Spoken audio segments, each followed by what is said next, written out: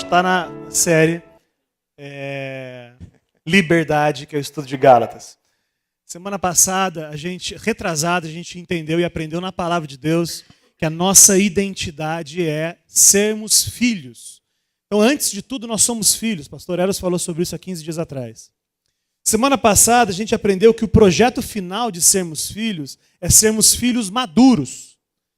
Porque a gente, muitas vezes, é herdeiro, mas parece como escravo. Semana passada foi sobre isso. Os irmãos lembram disso? Posso falar um negócio? Claro. O filho nasceu. Imagina a Laura. Você viu como a Laura tá bonita? Uma delícia. Cara, beleza mesmo, né? Coisa de louco. Mas linda agora, enquanto pequena. Mas se o tempo passar e não crescer, vira problema, não? Vira aquilo que se chama nanismo. E aí, cara, aquilo que é uma alegria agora passa a ser um problema depois. Espiritualmente é a mesma coisa. Nasceu, ele tem que crescer. Presta atenção, você não pode ficar na estatura que você está. É necessário que você cresça, e aí é ilimitado. E a maneira de crescimento, Lucas, eu vou ficar quieto, maneira de crescimento é 1 Pedro 2,1, são 5 dedos, lembre-se, deixando, pois, toda malícia. Ó, rapaziada, deixando, pois, toda malícia, todo engano, fingimentos de inveja e toda murmuração. 5 dedos.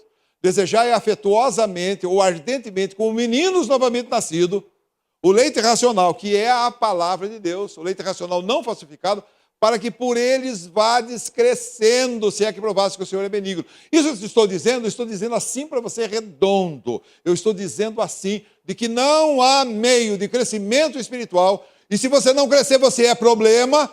O meio para que você seja saudável e que exalte a Deus, que a árvore que você é, plantação do Senhor, gere, produza frutos para a glória dele. Se você não tiver envolvimento com a palavra, você vai ser raquítico, nanico, pequenininho. Não deve ser assim. Você deve, se você ouviu isso, se você crê nisso, não em mim, mas no texto, um dos textos da palavra de Deus, que é 1 Pedro capítulo 5, 1 Pedro capítulo 2, versículo 1 em diante, é necessário você estar envolvido com a palavra. Lembre-se, ninguém vive de culto de domingo. Você não pode fazer uma refeição só durante a semana. Você tem que ter disciplina, como já falamos, no sentido de que você vá crescendo no conhecimento, na graça e no conhecimento.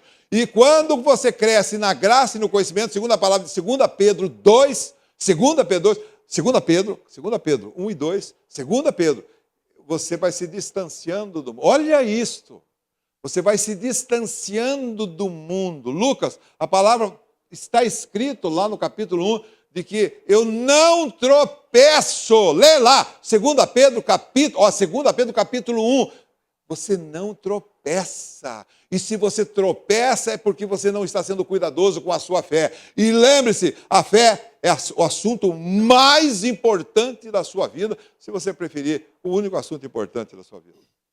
Amém. Esse é o projeto de Deus, a nossa maturidade.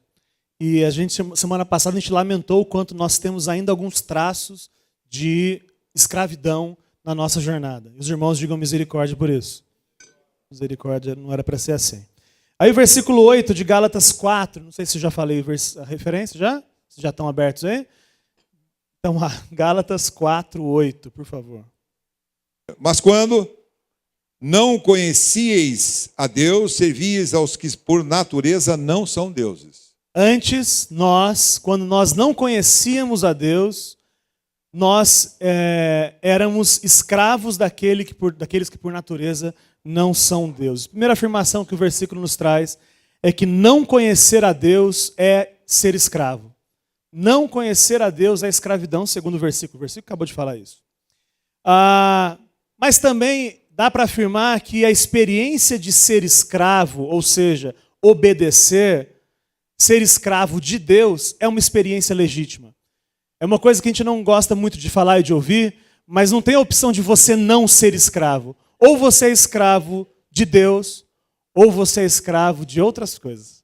Você é escravo da sua própria natureza. Você não consegue dizer não para os seus impulsos. Mas, sendo escravo de Deus, o texto fala que é legítimo ser escravo de Deus. Está aqui. Por favor. Romanos capítulo 6. Não precisa abrir. Não precisa abrir, só leia. Fostes libertados do pecado e vos tornastes escravo da justiça. Escravos da justiça. Isso é uma delícia. E na sequência, quando eres servos do pecado, estáveis livres da justiça. Ou de um jeito servo de um, ou servo de outro. Quer dizer, não existe situação que você não seja servo. Ou você é servo do pecado, ou você é servo de Deus. Simples assim, não existe coluna do meio. Simples assim.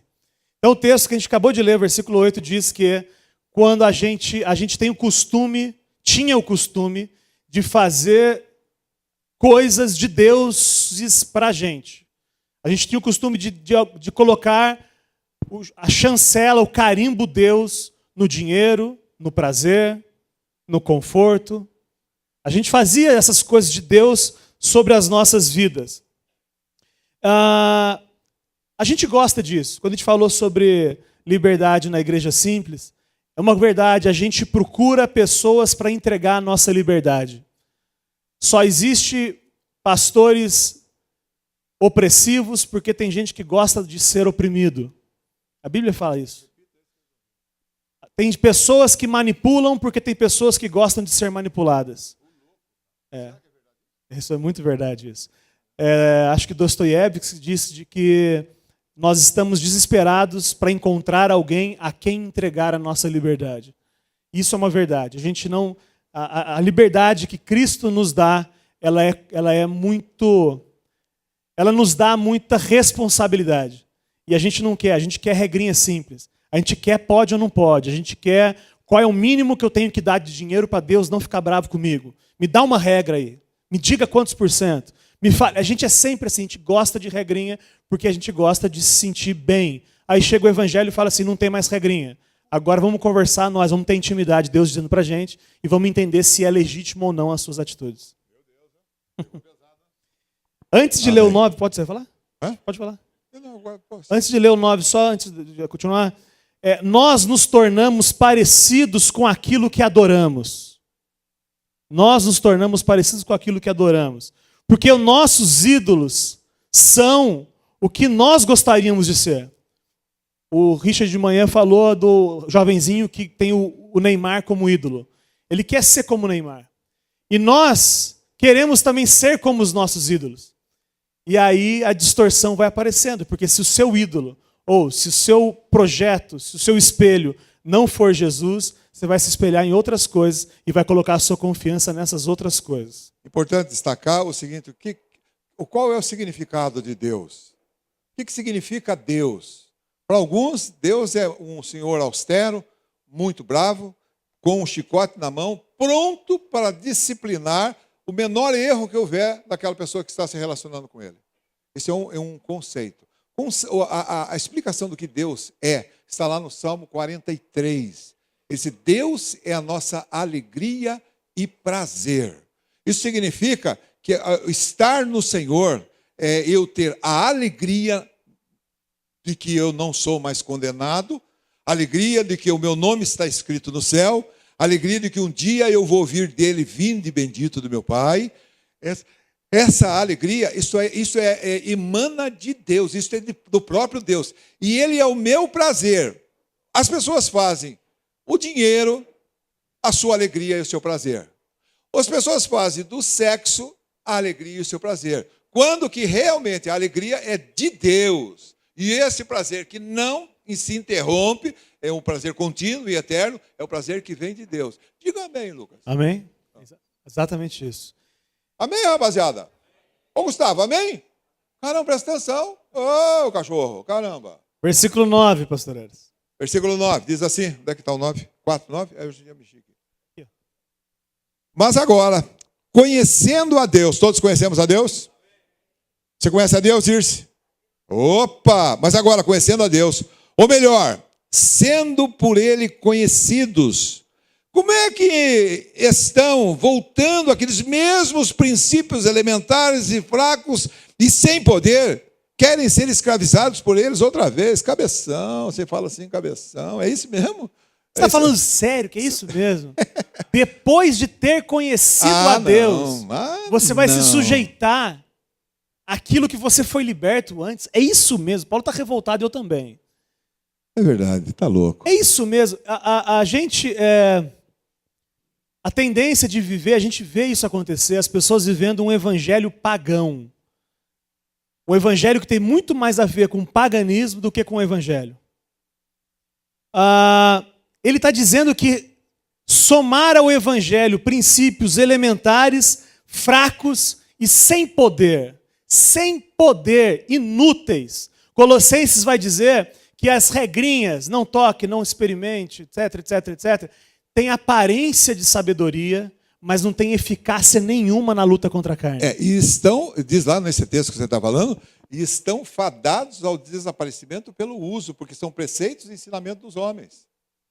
É assustador você, na nova aliança, trazer elementos da velha aliança. Trazer o paganismo para a fé em Jesus. No tempo antigo, quando você nem era nascido, por exemplo, a nossa igreja, não sei se você sabe, Lucas, nós fundamos a igreja wesleyana aqui. Por favor, olha a minha cara de arrogante. Presta atenção. Eu sou o membro número 1 da igreja wesleyana. Número 1. Sabia? Você sabia disso? Sou membro número 1. Presbítero número 1 da igreja wesleyana. Sabe o que quer dizer isso? Sabe o que quer dizer isso? Nada. Presta atenção, mas havia um hábito, porque a preocupação nossa era que, uma vez que ela foi fundada por isso, que a igreja wesleyana, ela não andasse em costumes que a igreja, a Assembleia de Deus, era extremamente, naquela época era muito complicado. Hoje já nem tanto mais. Mas aí você veja, pecado é pecado sempre, em todos os lugares. Assim? Todas as épocas sempre. Adultério é adultério. Aqui nos Estados Unidos, aonde for, é fim de papo, e é isso mesmo. É um só. Agora, as coisas dos homens, eles vão se mudando conforme a necessidade. E naquela época, as irmãs não podiam cortar o cabelo. E aí, por quê? Pegava o texto de 1 Coríntios, assim, vamos lá, e ajustou isso, e radicalizou, firmou e não deixou. Mas aí começou a perder membro. E aí, qual é a atitude que tem que fazer? Vamos liberar só a franja. Vamos liberar um pouco. Aí, numa outra hora, você, as irmãs não podem usar calça comprida. E aí, cara, no inverno, as irmãs iam tiritando de frio, rapaz. Uma judiação, cara, um pecado. Tá certo que podia até botar um vestidão assim no chão também, né? Um balangandango lá assim, né? Mas aí passou um tempo, mudou! Mas, por favor, se era pecado, você não pode anuir com o pecado. Essas coisas, conforme a evolução e interesse, elas vão se mudando, vão se travestindo. Não é correto. Com relação a Deus, sempre há um meio, é coração. Eu desejo, por exemplo, você sabe que eu prefiro que as irmãs usem calça comprida do que vestido? Depende da calça também. É bom, Não, essa eu não estou falando. Eu acho muito. As irmãs não sabem sentar. Não é mesmo? Cara, não sabe, um perigo. Chegou, sentou, senta de qualquer jeito. Vai lá sentar lá de qualquer jeito. Esquece que está de vestido e senta assim, faz de conta e faz assim, caramba. Fica complicado. Eu até prefiro que use calça. Mas só para afirmar, pecado é hoje e é sempre e é em todo lugar. Não tem outra coisa, um outro quesito, uma outra regrinha. Tudo que é regrinha, de fato, se mudou, se não aguentou, se acabou, é coisa de homem e ponto final. Só que isso é muito fácil de você trazer para a fé em Jesus. Porque tem uma aparência legal, tem uma aparência bonita. Tem uma igreja, que de fato eu não vou dizer o nome, mas agora, depois de usar kippá, depois de usar todos aqueles elementos judaicos, depois de tudo isso, agora participam de todas as festas judaicas. Olha só que loucura, irmãos. As festas do Velho Testamento, elas apontavam para Jesus. Isso é muito legal. Quando você conhece a festa, a data que era, como é que tinha que ser celebrado, tudo isso era para ensinar o povo de que Jesus viria. Que legal. Aí Jesus veio. E aí eu tenho um mapa do tesouro, sigo o mapa do tesouro até o tesouro, sento no tesouro e fico curtindo o mapa do tesouro. Faz sentido? Olha que lindo esse mapa. Vai curtir o tesouro, cara. O mapa era só para você chegar até Jesus. Então essas pessoas agora celebram as festas judaicas e, para desespero, agora estão falando sobre circuncisão. Olha, semana que vem a gente vai começar com uma campanha de circuncisão. Por favor. Sabe por que é assustador isso? É porque isso tem uma aparência de sabedoria. Para quê? Só vai vir mulher aqui. Isso tem aparência de sabedoria. Quem olha de fora fala, nossa, esse povo é muito religioso. Nossa, mas não tem nenhuma eficácia. Colossenses fala isso, na luta contra os seus pensamentos. Porque você tira o cara do prostíbulo, mas não tira o prostíbulo do cara. Ô, louco, Lucas. O evangelho é o único que é capaz de transformar por dentro. Só que mudar por fora parece muito legal. E aí ganha muita moral. E aí a gente fala, a gente não é como vocês. Nós como igreja, essa igreja diz, nós somos circuncidados, vocês não são. Nós somos melhores do que vocês. Mas a semana que vem está resolvido esse problema, que todo mundo vai circuncidar aqui. Irmãos, estou abrindo uma outra igreja semana que vem. Quem quiser vir atrás. Então, trazer o paganismo, e a gente vai entender isso. O que é o paganismo, pastor Eros? O paganismo é a forma e não o conteúdo. Tem aspectos, mas não tem a vida de Deus. Isso tem essência. É impressionante isso. Isso, aliás, é uma preocupação que eu sempre tenho, porque o jeito, ele pode sugerir que a pessoa tenha a mesma experiência, e não é assim. Você sabe que eu tenho uma experiência centenária, de quase 100 anos já. Presta atenção. A experiência toda, durante a vida toda, quantas e quantas foram as pessoas que eram aparentemente espirituais. As pessoas durante o tempo, isso para mim é uma coisa perigosa, porque a pessoa pode apresentar uma impressão, pode dar a impressão de ter uma experiência real e ela só ter mudado de religião, o Lucas. E aí o cara, como viu nos outros, viu nos grupos, o cara usando a Bíblia, aí o cara muda de religião, agora eu sou da igreja do fulano do Eros, grande porcaria. Presta atenção. Muda de lugar, muda de aparência, de cacuetes, para aquela expressão do glória a Deus. Se você começar a ver, notar, e é uma verdade, a pessoa fica tão imbuída de caracterizar a semelhança, ele começa a ter semelhança de como ele deve se trajar, de como ele deve se portar. Até no carregar a Bíblia, ele carrega a Bíblia de uma maneira espiritual, ele carrega assim, que nem um negócio muito importante. E quando ele vai adorar a Deus, ele fecha os olhinhos, põe a mão em concha e diz assim, glória a Deus, aleluia. Eu não tenho um aparelho para medir a fé do cara. Eu não tenho um aparelho femômetro, não tenho um aparelho que enfia na orelha do cara. Eu vou ver sua fé. Credo, você não tem fé, tá? Presta atenção, não tem jeito, eu não tenho esse aparelho. Mas é muito perigoso, porque o que é verdade de fato é o seguinte, eu preciso saber, o Espírito de Deus, olha isso, Lucas, o Espírito de Deus deve me comunicar ao meu espírito que eu sou filho de Deus. Aí assim, eu não tenho dúvida, eu não me fiz filho, eu não estou convencido do que eu sou filho, eu tenho uma experiência real, e essa experiência real me leva ao fato de que a morte está vencida. Presta atenção, 67 anos, estou indo embora, Lucas, estou indo embora. Você já notou que nós estamos aqui camisa igual? É processo de igualdade, minha lista é maior. Processo de religião, né? De me vestir igual a ele. Olha, escuta, o que eu estou falando? Você tem 67 anos, vai morrer. 67 anos, vou morrer. Tchau, tchau para você, Tigrada. Ô pessoal de Montes Claros, nunca mais vou ver vocês. Um beijo, encontro vocês na eternidade. Por favor, morte é vencida. Cristianismo para mim é convicção de que a morte foi vencida. De que eu não vou ficar lá naquele túmulo vazio. Não vou não. Quando você me ver morto, todos vocês vão me ver morto. Vocês vão... Por favor, sem crise. Jorginho, sem cair, bater o pé no chão, chorar, gritar, por favor. Mas uma lágrima, pelo menos, para assim, cara, cuidado. Judiação. Uma lágrima, por menos, Valdemir, uma lágrimazinha, deixa eu chorar lá. Moribundo não, morto, cadáver. Presta atenção. Evangelho é isto. Evangelho é o seguinte, é você não ter medo da morte. Vou passar, presta atenção, tudo para mim é muito novo, porque eu nunca experimentei. Aliás, eu não gosto nem de fazer check-in em aeroporto. É confuso lá, aquele negócio lá, cara. Aí imagina eu chegando... Dá medo de bloquear, você travar em você. Eu imagino, cara, eu vou chegar assim, cara, vou deixar-me levar pela vida. Olha, não tenho a menor preocupação e e num suspiro, e numa coisa de momento instantâneo, eu paro aqui e imediatamente eu estou no Senhor.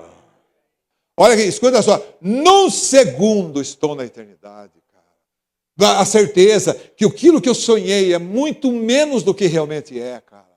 Muito mais, muito mais. Você, meu irmão, presta atenção. Se você tiver essa convicção, não é que você precisa ser igual a mim. O Espírito de Deus convenceu você, não por obras de justiça, não porque você é bom, porque você é horrível. Pega essa carinha de santarrão. Você é péssimo. Você é péssimo. E você não há bem nenhum. E você fica com essa carinha de santo. Cara, se você for cruzar a fronteira pensando na sua justiça própria, você está ferrado. Olha, dispara alarme para tudo quanto é lado. Você vai passar no raio-x, você vai ver só que é só iniquidade que está no seu, camarada. Presta atenção. Certeza da salvação. O Espírito de Deus habita em ele. O Espírito de Deus testifica com o meu espírito que eu sou filho de Deus. Ele é o meu Deus enquanto hoje vivo aqui, mas ele também é o meu Deus quando eu me partir desse mundo. Pode falar. O Evangelho, a gente já falou sobre isso. O véu foi rasgado. O que significa isso? Existia um pano que mantinha as pessoas longe da presença de Deus. A Bíblia fala que de forma literal, quando Jesus morreu na cruz, o véu foi rasgado. Significa o quê, irmão? Que agora você tem acesso a Deus, direto. Não precisa mais do homem sério lá, do sacerdote. Não precisa de um lugar específico. Recapitule comigo, só para lembrar. Na cruz, Jesus acabou com um lugar santo, com um dia santo, com homens santarrões e com liturgias santas. Acabou. É o começo desse versículo. Mas agora, conhecendo a Deus, ou melhor, sendo conhecido de Deus. O que o texto fala é de intimidade. Agora eu tenho acesso a Deus. O véu foi rasgado e eu tenho acesso a Deus. O paganismo vai ainda construir em você, e isso tem em você ainda, a ideia de lugares santos. Eu vou para a cidade tal, onde tem um templo tal, e lá eu vou adorar a Deus. Eu vou ouvir um pastor que ele tem curas e mais curas. Eu chegando perto dele, ele vai ter o poder, o dom de me curar. Eu ouvi falar de um pastor que domina o sobrenatural, e quando ele fala, Deus não consegue dizer não. Sim, assim. Deus é sujeito a ele. Caramba. Eu digo, você fuja. Ô, indecente, fuja. Preste atenção. O que você precisa ter é comunhão com a palavra. Comunhão com a palavra, a sua sensibilidade é muito maior. E aí um cara fala uma besteira, você fala assim, falou besteira. As papagaiadas que nós estamos ouvindo sempre, de que sem mim você não pode chegar a Deus. É mais ou menos isso. Sou sua cobertura espiritual. Isso é paganismo, irmãos. Isso é elementos da velha aliança aplicado ao Evangelho de Deus. É errado, é desonesto. Não é o Evangelho, é o Evangelho pagão. O Evangelho pagão é aquele que busca os seus próprios interesses. Presta atenção. Aqui é igreja. Aqui é igreja, tá? Igreja aí. Igreja, presta atenção. O objetivo de tudo é o fortalecimento e a chegada do reino de Deus a outras pessoas que nos visitem. Os irmãos, fortalecimento dos irmãos. Os irmãos não podem ser sempre os mesmos meninos inconstantes, levados a toda sorte de doutrina. Não pode ser. Então aí, quer dizer, é uma função da igreja, a parte funcional da igreja é que os irmãos que estão aqui, eles possam, enquanto estiverem aqui, serem fortalecidos no Senhor. Eles têm que crescer, Lucas. Têm que crescer. Isso é um aspecto. E sempre oferecer às pessoas a salvação que já nos chegou e tem sido tão importante. Presta atenção, o Evangelho é para os irmãos. O Evangelho não é para homens. A seta do Evangelho é para os ouvintes e não para os pregadores. Preste atenção nisso. Uma ênfase que eu estou falando no sábado cedo, que é de construção, já e não de desconstrução, não de demolição, é amor. Amor, olha, Lucas, amor é você querer o bem desses mal acabados aí. Olhar para você e dizer, o que é que eu posso fazer para que você prospere? Presta atenção. O que é que eu posso fazer para que você seja firme no Senhor? Porque eu tenho absoluta certeza de que tudo que nós fizermos para você, nós estamos fazendo a Deus. E o nosso assunto é com Deus. Então presta atenção, nós não somos, ele sabe disso? Nós não somos prosélitos, nós não corremos atrás de outras pessoas. Por exemplo, imagina, Lucas, você é um cara inteligente. Não é igual ao seu pai, é verdade. Mas fazer o quê? Então, presta atenção, um irmão daqui, que queira ir embora, para bem dele. Eu vi falar uma semana de uma irmãzinha que está tão bem num outro grupo. Ela era daqui há muitos anos. E ela foi para outro grupo. E ela está bem. E ela tem um grupo de irmãos cuidando dela. Você acha que eu diria para ela, vem, volta para cá? Ô Reginaldo, o que você acha? Eu diria isso. O que eu digo para ela? Fique lá, que você está bem lá, caramba. Isso é visão de reino de Deus e não é visão denominacional. Denominacional é agência bancária. Quanto mais clientes eu tiver, melhor para a minha instituição. Mas do ponto de vista de reino de Deus, tanto faz, de fato, você está num grupo sério, sendo cuidado, edificado, exortado, animado, em qualquer lugar seja, o que importa. Então veja bem, nesta relação, você está ouvindo o que eu vou estar falando? Nesta relação, o vetor é para os irmãos, para aqueles que ouvem a palavra. Não é para estrelas, não é para cantores, não é para... A missão do Evangelho não é voltar, as setinhas não é voltado para cá, para esse lugar. A seta é para a igreja, é para os irmãos, para que eles sejam fortalecidos, que eles sejam animados. Porque eu vou dizer para você, esse é o investimento eterno. Quando eu faço algum bem para você e que realmente quero isso e que é amor, eu digo para você que a minha remuneração é eterna. Amém? Amém. O Evangelho pagão nos fala da manifestação do sobrenatural que a gente conseguiu arrumar um jeito de fazer acontecer de novo. Deixa eu deixar um exemplo mais claro. Estamos aqui e aí, de uma forma única, o Espírito Santo de Deus age no nosso meio e, cara, transforma os nossos corações de um jeito singular. Isso é uma coisa boa, amém? Se acontecer isso vai ser uma delícia. Semana que vem, a gente está aqui e acontece um pouco diferente. E a gente nem chora. De repente, semana que vem, a gente não chorou. Na nossa cabeça é o que a gente fez de errado. Porque semana passada a gente acertou. Então, irmão, semana que vem, lembra qual é a roupa que vocês estavam há 15 dias atrás e vem com ela. E sente na mesma posição que vocês estão sentados aí, para ver se a coisa se manifesta de novo. Se repete de novo, né? Isso é paganismo. Caramba, isso é uma loucura, Lucas. Só que isso acontece, irmãos. Você pega a maioria dos louvores que as pessoas muitas vezes fazem, não tem a ver com Deus se manifestando, tem a ver com eu manivelando para ver se Deus vem. Eu preciso pegar a fórmula. Se aquele dia deu tudo legal, eu preciso repetir a fórmula para que venha se dar do mesmo jeito. Teve um dia no louvor que Deus fez, amém. Ele pode fazer mais, ele pode fazer diferente, de outro jeito. Mas aí eu tento repetir o mesmo repertório, repetir o mesmo refrão, e aí na hora de tocar eu tenho que dançar do mesmo jeito para de repente a coisa descer de novo. E não acontece, né? Isso é paganismo, não acontece. Não acontece. Porque o texto fala de relacionamento. Deixa eu falar uma coisa para você. Presta atenção. No começo da minha carreira cristã, nós descobrimos uma irmã muito amada, viu? Uma irmã muito amada lá em Campos do Jordão. Lembra, velhinha? E só para você ter uma ideia de que realmente é alguma coisa... A irmã, eu não posso dizer o nome dela porque fica mal, mas começa com a letra Tia Clara. Ela chegou e, cara, nós não sabíamos, nem eu e nem a sua mãe, nós não sabíamos. Ela, numa noite, numa profecia que ela entregou, ela revelou que a Roseli estava grávida. Nós não sabíamos. E de fato estava grávida do André, rapaz. Nós não sabíamos disso. E foi verdade, aconteceu. Ela falou, o André, a primeira notícia que o André existia foi por profecia lá em Campos do Jordão, lá no Moarama, no Jardim Moarama, lá do Mackenzie lá. Nós não sabíamos disso.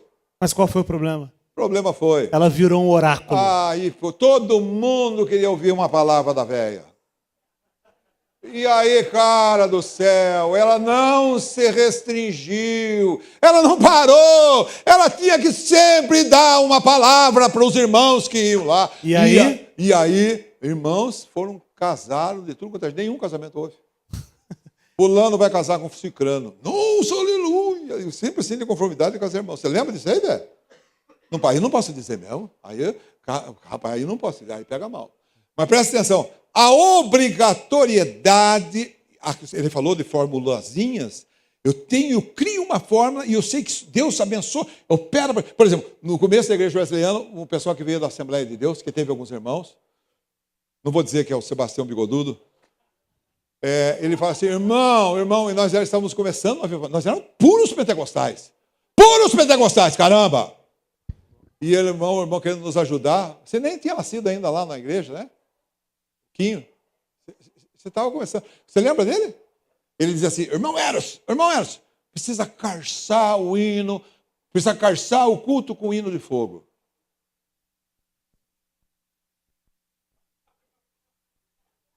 Como é que eu faço? Como é que eu carço o hino com o culto? Como é que eu carço o culto com o hino de fogo? E eu não sabia.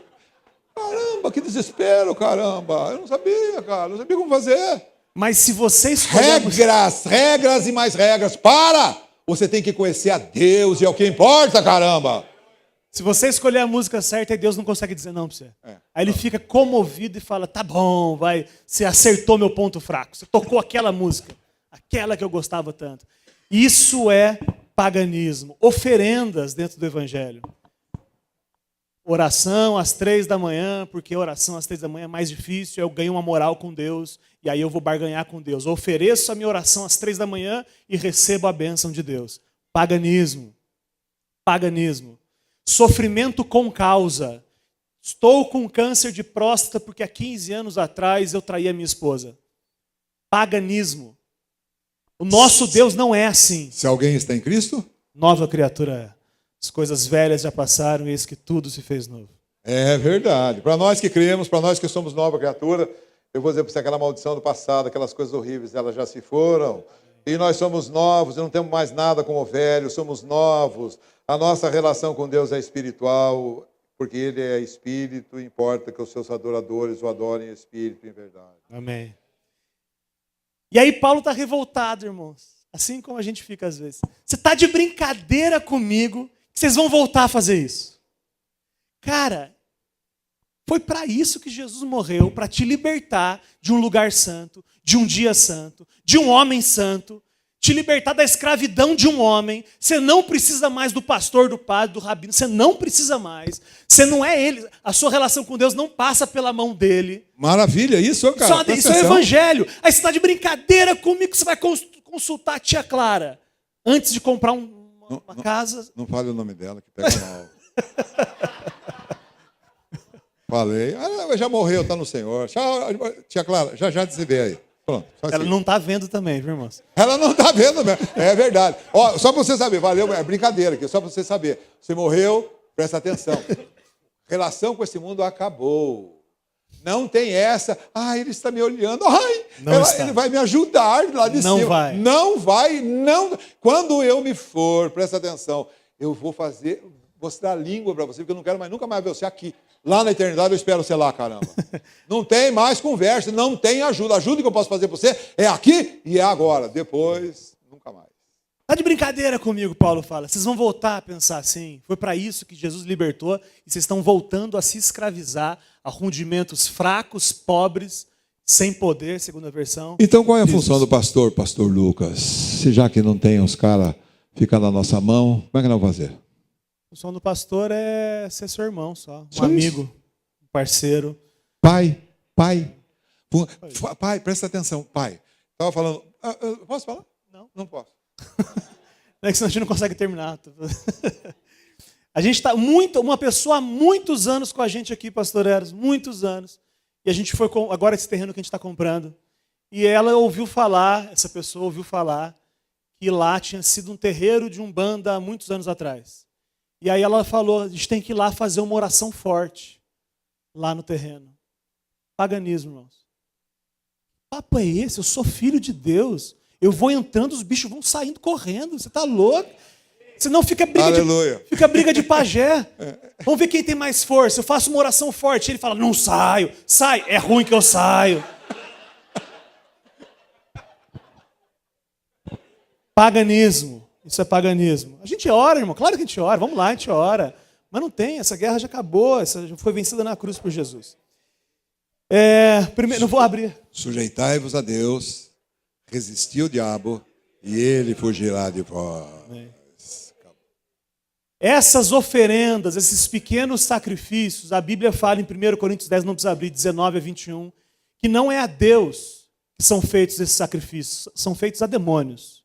Deus não aceita essas coisas da vida da mão do homem. Deus não aceita sacrifícios da mão do homem. Se ele aceitasse, você poderia tentar se sacrificar. Ele é que veio e se sacrificou no seu lugar. Isso é justiça própria e para Deus é lixo. É lixo. Não é a Deus esses pequenos sacrifícios. No final das contas, o cristão pagão está tão perdido quanto o ateu, porque ambos querem ser os seus próprios salvadores. A gente tem essa tendência de querer arrumar um jeito de se salvar e não precisar de Jesus. A verdade é essa. A verdade é essa. Versículo 10 diz assim: guardais dias, meses, tempos e anos. Fica guardando datas, e aqui não está incluído nessa versão, sábado. Fica numa condição de guardar coisas, como se aquilo fosse importante para Deus. Presta atenção. Eu consigo entender a sua crise. Você cresceu na cidadezinha em que a quermesse fazia parte da vida social.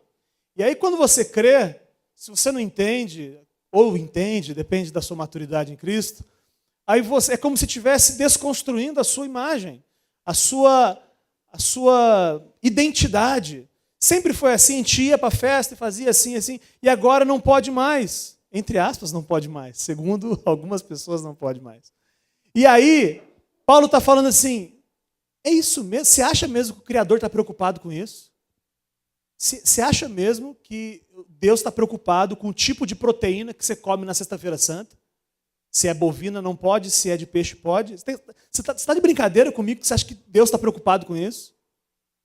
Deus está preocupado com um feriado santo, é isso mesmo? Foi para isso que Jesus desconstruiu na cruz a relação com Deus baseada em coisas e você está trazendo para dentro do seu relacionamento com Deus as coisas. Isso é assustador. Deus não procura adoração, Deus procura adoradores. Repita, que tem que ter uma... Atenção, pentecostais, vamos lá. Deus não procura adoração, Deus procura adoradores. Quem quer adoração é o diabo. Tudo te darei se prostrado me adorares. Mas Jesus fala, achei Davi, estou procurando e achei Davi, um homem segundo o meu coração. Deus quer intimidade, Ele não quer o que você faz por Ele, Ele quer o que você faz com Ele. Amém. É muito diferente. Amém. Deixa eu falar, agora eu preciso falar. Não, agora eu preciso falar. Presta atenção.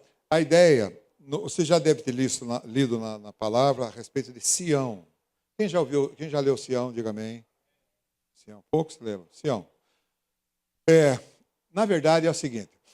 Antigamente, no Velho Testamento, havia tabernáculo e depois houve templo. E era o lugar onde Deus se relacionava com os homens. Era um local, é como uma arca. Era uma coisa específica de lugar, um ponto de encontro. Mas com a chegada de Jesus, aonde está o tabernáculo e aonde está o templo? Não é mais, não existe isso. Criou-se a figura de Sião. Sião é aonde Deus habita hoje. E para eu ter comunhão com Ele, eu tenho que estar em Sião. Presta atenção. Eu marco o meu encontro. Eu me encontro com o Senhor em Sião. E aí você vê no texto de Salmo 27, ele fala assim, que o Senhor, ele me esconderá no seu pavilhão. Aí você fala assim, me livrará das dificuldades. Salmo 27, depois você leia na sua casa. Presta atenção. Hoje, aqui para aquele que crê, nós já estamos em Sião.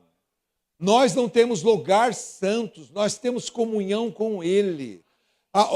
Ele vive em mim e eu estou nele. Ninguém me pode fazer mal algum, não é por regras de forma alguma. Amém? Amém, graças a Deus. Então, eu posso ler o Salmo 27 se você quiser. Não dá tempo. No paganismo, se adora para receber de volta benefícios. Ó Deus da água, vim aqui te trazer uma cesta de frutas, então faça chover na minha casa.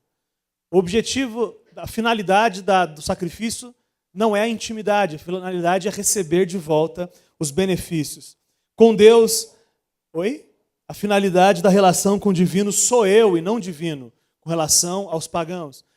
A nossa questão é intimidade, o texto está falando sobre isso. Tem uma história que o Ed René conta, ele fala que alguns rabinos se reuniram para discutir sobre Deus, e aí eles chegaram, depois de muita discussão, à conclusão de que Deus não existe. Foram para casa. Os três chegaram à conclusão, os 3 rabinos chegaram à conclusão. Que frustração, hein? Que Deus não existe. Foram para casa tristes.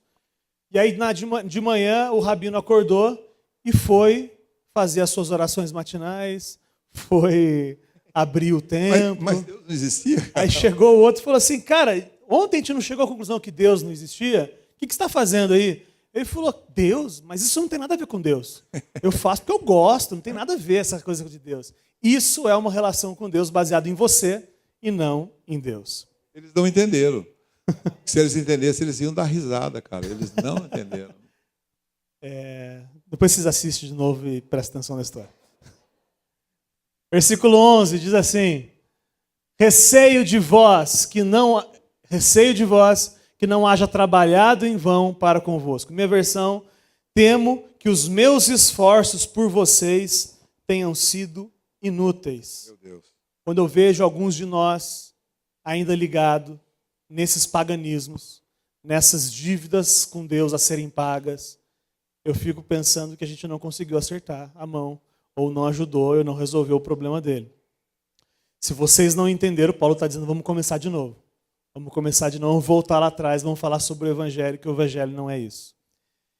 O projeto era ir até o 19. Uma coisa só para encerrar, eu acho que é bom parar por aqui, a gente continua depois. Você continua depois. É importante algumas coisas. Para Deus você não dá nada, você não compra nada de Deus. Preste atenção nisso. Tudo é de graça. O céu não é uma recompensa, é dádiva. Ele me dá, presta atenção. Se você imagina que você conseguir, imagine que o Senhor seja um supermercado e que para você comprar coisas dele, você tem que ter um cacife. Aí você vai lá, você faz jejum, você faz oração, você lê a palavra, você faz todos os providenciamentos que você imagina. E aí então você se sente apto, e agora eu vou no supermercado de Deus e eu vou fazer algumas aquisições, aquelas gôndolas espirituais. Presta atenção, no reino de Deus não é assim. É tudo por graça. Não há trabalho, porque se fosse realmente restituição do que eu trabalhei, deixaria de ser graça. Graça é aquilo que eu não fiz. Graça é a obra, eu escrevi aqui, num dado momento, aqui, eu acho que está aqui. Olha que palavrão, Lucas. Está lá em Romanos, olha, você não viu isso. Eu disse assim para você, Lucas. Fé. Olha isso, isso aqui é meu, viu? Isso é meu. Depois não digo que é seu. Fé é a obra que eu não executei. Eles não disseram nem amém. Bonito. Olha, fé é a obra que eu não executei. A fé me faz... Eu não consigo ler minha letra. Me faz chegar. Está escrito aqui. A fé me faz chegar... pode ser chegar. Aqui eu errei aqui, botei um dá mais aqui. A fé me faz chegar onde as minhas mãos não conseguiram. Presta atenção. Isso é fé, é confiança em Deus. É Ele que cuida de mim. Eu posso dizer para vocês todos, quando eu digo essas coisas para vocês, eu digo para vocês, presta atenção. Se não fora o Senhor que esteve ao meu lado, eu teria sucumbido já há muitos e muitos anos. Ele, pela sua misericórdia, Ele me cercou de dádiva, me cuidou. E eu chego nessa altura da vida e digo assim, combati o bom combate, acabei a carreira, guardei a fé. Desde agora a coroa da justiça me está reservada, a qual o Senhor, justo juiz, me dará naquele dia. Preste atenção. Você, meu irmão, que talvez esteja no começo da carreira. Eu digo para você que o seu assunto é confiar em Deus. O seu assunto é voltar-se para Deus. E o demais, o sucesso, vai vir dele. Ouviu bem, Lucas? Buscar em primeiro lugar o reino de Deus e a sua justiça, e as demais coisas, todas elas não serão acrescentadas. E lembre-se, aqueles que confiam jamais serão envergonhados.